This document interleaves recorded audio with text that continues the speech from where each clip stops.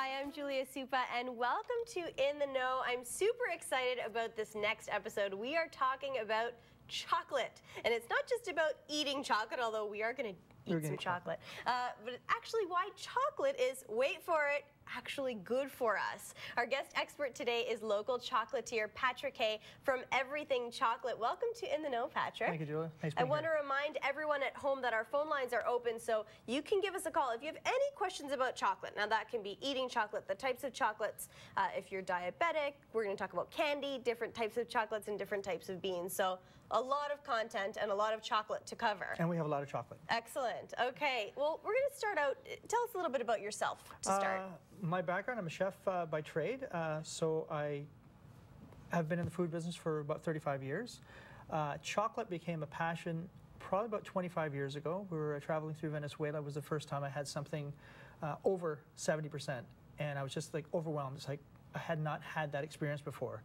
And we wound up actually bringing a case back from Venezuela, and I started handing this out to friends and family saying, try this. This is amazing. Because at that time, you're going back to the early 80s, there wasn't anything coming into Canada. We had the candy bars. We had, I think Lindt came out towards the late 80s to 90s with a 70% bar into Canada, but it wasn't really a North American product. So for me, that was the doors that opened. And getting into why I got into the chocolate business was, well, maybe other people kind of felt the same way, that they've traveled, they've tasted things, and come back to Canada and it's like, well, I don't see it anywhere. What else can I find? I was a stay-home dad. I'm a father of triplets. Wow, so busy. I stayed home for the first 5 years. I worked part-time. I still worked in the evenings. And when I was getting ready to go back to work, it's like, well, do I get back into being a chef? Or what do I want to do? And my wife was the one that asked me, well, if you could do anything you wanted, what would you want to do? I said, I want to own a chocolate store. And her response to the whole thing was, why don't you? And that kind of started the motion going. And what we try to do is look for better quality chocolate, not just your typical candy bars. We want to find out something a little more unique, a little different that you're not going to get at every store you go to. We also wanted to have people experience what chocolate, because they haven't had the opportunity to try it. Right. So by coming into the store, you could say, have you tried this yet? And that happened with my very first customer because I just got a product in that day. And they asked me, well, what's it like? I'm not sure. And we opened it up and we tried it together. And it was like one of those like sharing moments like, hey, this is really good. And we carried that on to this day. Then people come into my store, they can ask me, I don't know what this tastes like. Can I try it? Yes, you can. Excellent. And as a consumer, to know before you buy something, you know what? It's too dark for me, or it's not sweet enough, or whatever it may be, then they can make another choice.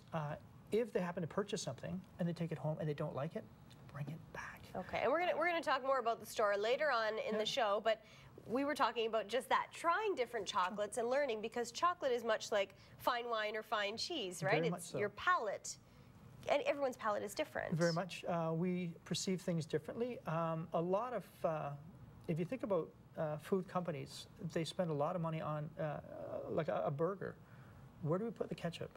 Where do the onions go? And that's how we perceive. If something comes into your palate and it's an onion or a pickle or mustard, it's going to have a certain acid taste to it. So we'll get a certain taste. If it's ketchup, if it's cheese, it may be sweeter. So that's going to tell us, hey, I like this. So there's a lot of research goes into that. Chocolate's the very same way. The percentage of cocoa, the darker it is, it's going to be a stronger, darker chocolate. If someone has a palate that they like really sweet, they may say, I don't like dark chocolate.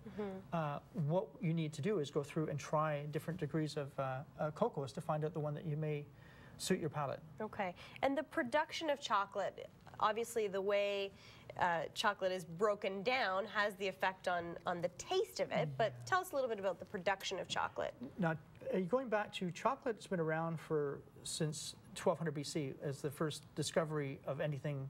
It started as a drink with the Mayans.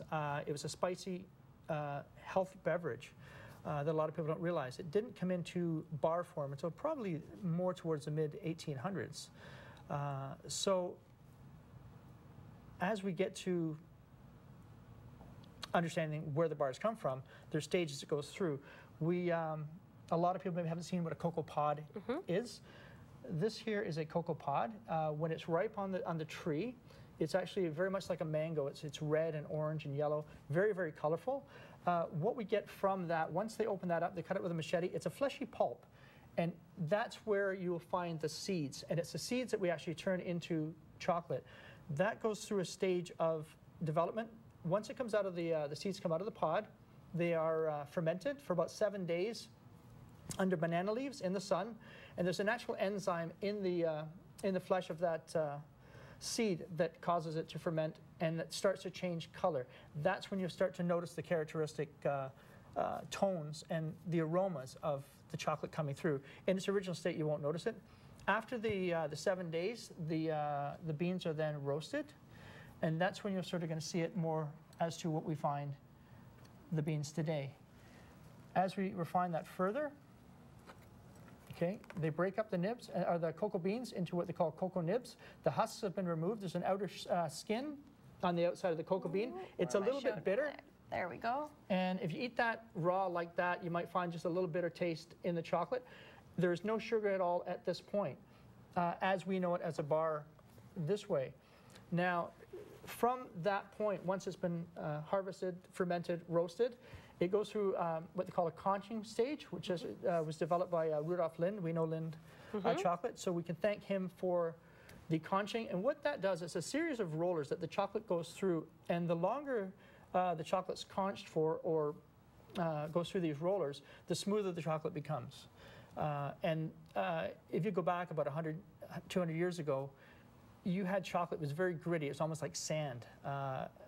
And if you have raw chocolate today, it's still that sort of texture because it hasn't been processed. So on our palate, the macarons don't break down. We don't feel it. They've got to the point now that a lot of really, really good chocolates, they're going to conch them for up to 72 hours, which will make it, smoother and smoother on our palate. Right. It refines the flavors, and that's the benefits that we get from it. So, and what are those? These are mulanila, which actually, if you go back to the ancient Aztecs, or even the Mexicans to this day, they'll use it for frothing their drinking chocolate. Okay. So this goes into a froth with your milk. And this came out before Cuisinart. So it allows you to, you can do it by whisk, but it's a nice sort of decorative piece. And there's different, you can go very simple to a very ornate. And these are all carved out of one piece of wood. Excellent. But what it does, it introduces air into your milk and your cocoa. Which is going to allow the froth to develop. Froth, yeah. Years ago, what they do, before they had that, they'd actually transfer from one pitcher to another. If you ever do it with milk at home, and that creates the froth. Like I say, now we have machines that do it just actually wonderful. We get our nice lattes too. Perfect. Okay, we're going to take a short break. Don't go anywhere. More with Patrick Kay from Everything Chocolate when we come back here on In the Know.